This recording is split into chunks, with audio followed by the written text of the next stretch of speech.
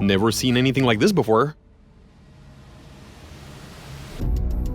You told me this is the perfect place for assembling an engine.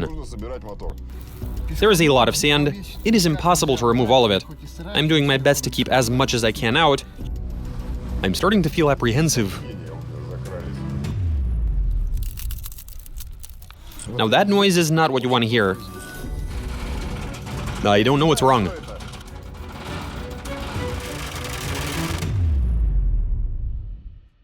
Either, fellows.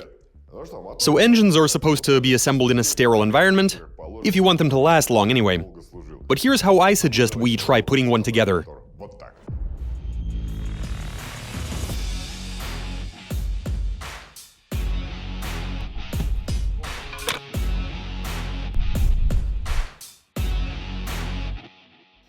Honestly, I've seen this sort of thing done dozens of times, when people put engines together in their garage, with sand and gravel, dirt, grass lying around.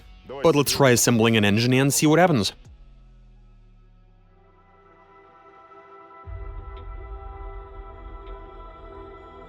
There is a lot of sand. It is impossible to remove all of it. I'm doing my best to keep as much as I can out, to at least allow this to turn over.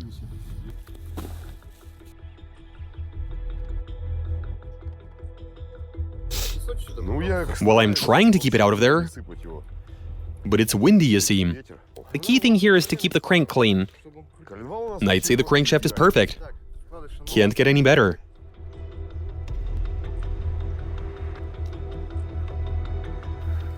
This is how the vast majority of car enthusiasts used to assemble their motors.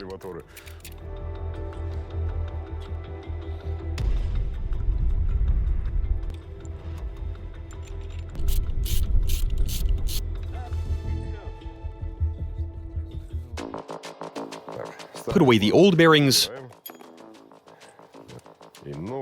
Insert the new ones.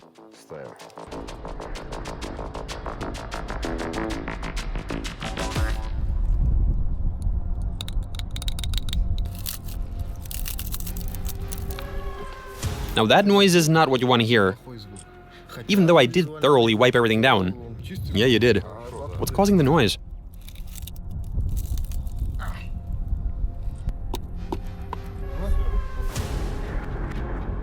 I'm not sure if it'll come through on film, but if you look over here, the wind has picked up a lot of sand and deposited it in here.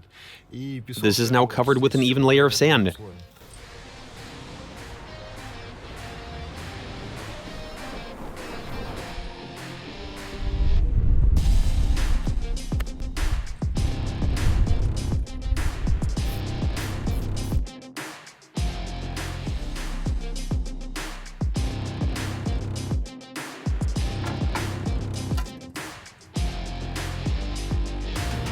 Yo, give me that pulley.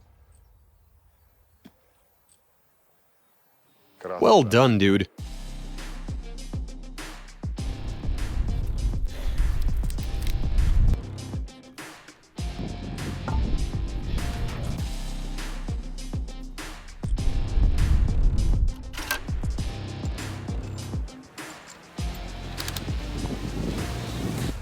Check this out, guys. We've assembled the engine as carefully as we could while making an effort to keep it clean. And now we're gonna head back to base, where we'll adjust the valves, fit this to a car, and from there, of course, we'll start the engine and go for a drive. I really want to see what'll happen. In theory, we all know what this is going to result in, but in practice, well, nobody has ever tried. I mean, some people ought to have. Anybody who put together an engine in such conditions. And if you also want to know what'll happen, make sure to support us by subscribing, to ensure you don't miss the latest of our shenanigans. Okay, well, let's do this.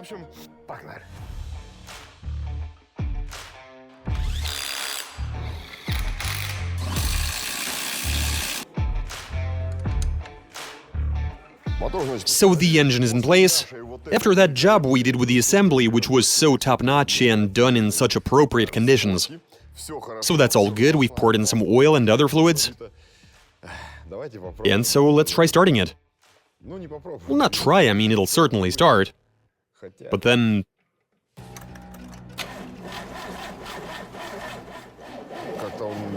it feels hesitant.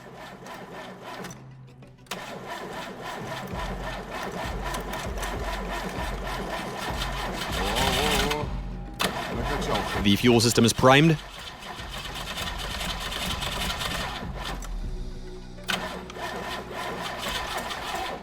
The starter motor is having a hard time. I mean, it felt easy enough to turn by hand, despite the perfect assembly. Is the starter motor the issue? Excellent, keep turning it over.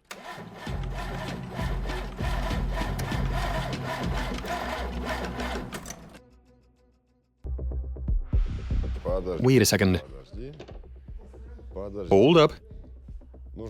We just need to... But then I see a wire? And what would be the issue then? Do you have a bottle maybe with gasoline? I'd pour a bit right into the carburetor. Give it a good helping. That should do, and turn it.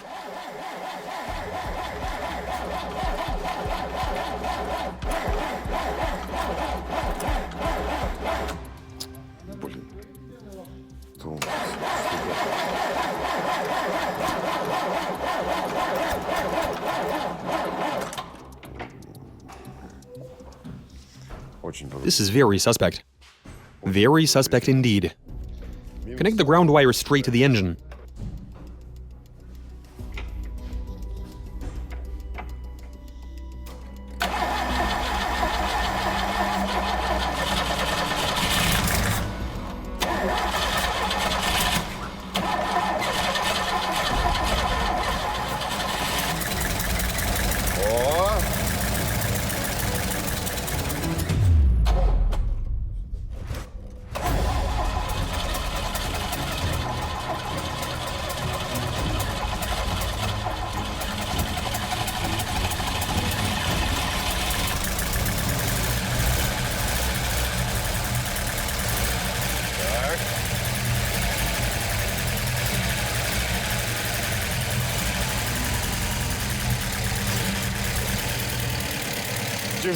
Yeah, it ain't really turning freely.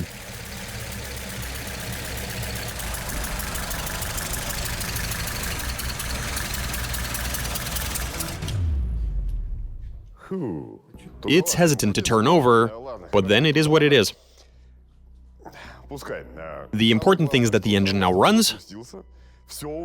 After the overhaul, after we got it up to speed and made it so nice and fresh. Everything's good, so all that's left is for us to go for a drive. Right, well... Excellent, it started. It's all good, and let's go for a drive. It seems to work just fine. We're good. These machines just do not give a damn.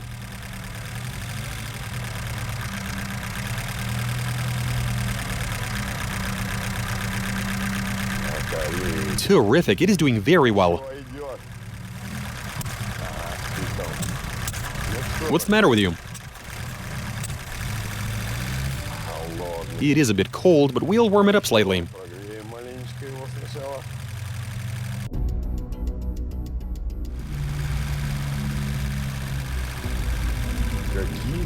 I'm starting to become apprehensive about how this engine is operating. You see... Yeah, it is obviously emitting a rumbly sort of noise.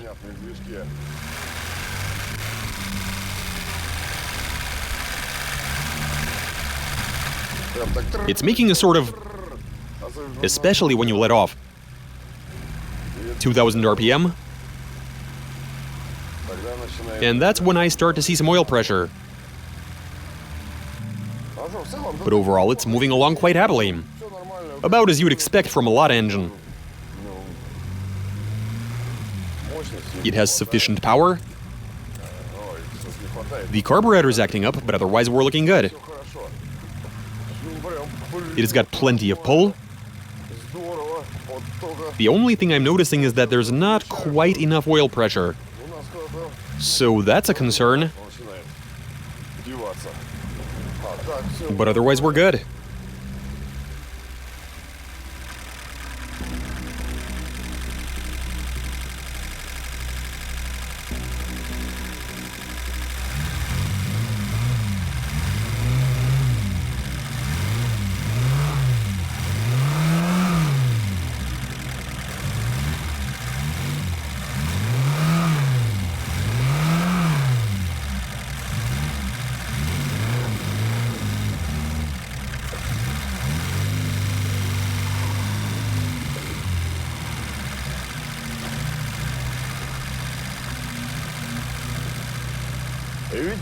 And it drives, I mean, can you imagine? After assembly in those ideal conditions. I mean, it shouldn't have even started in the first place, I think. Let alone driven. But there you go, this engine started. It's running and driving. It's doing well. It's got plenty of torque. Terrific.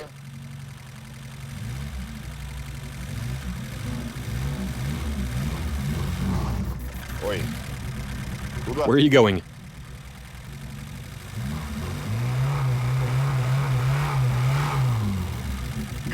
It's knocking. So at first glance, everything is alright. The thing drives just fine, but once you... Yeah, so when you rev the engine to about 2.5 grand, you hear a sort of rumble. But when you rev it even higher...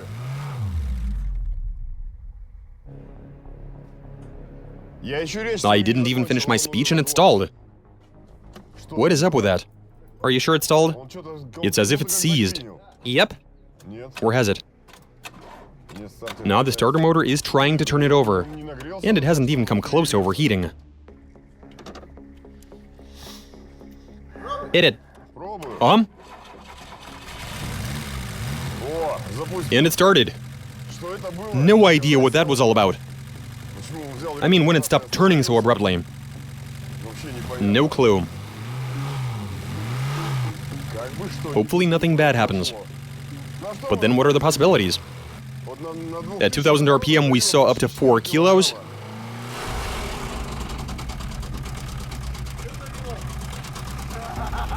I saw almost 4 kilos of pressure. But now, should we switch it off or should we wait? And now everybody is worried.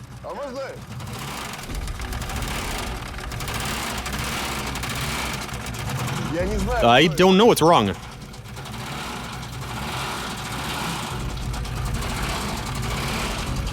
It is running.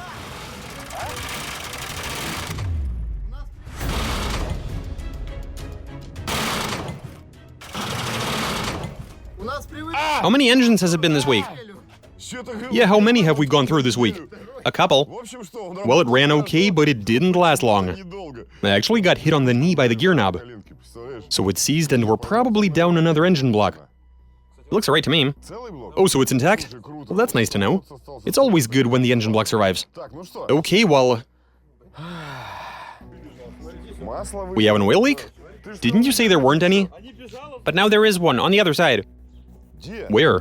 There it is. Oh, wow, holy cow. And it's still leaking. There it is, right in the middle. See that? It's like it's coming from the gearbox.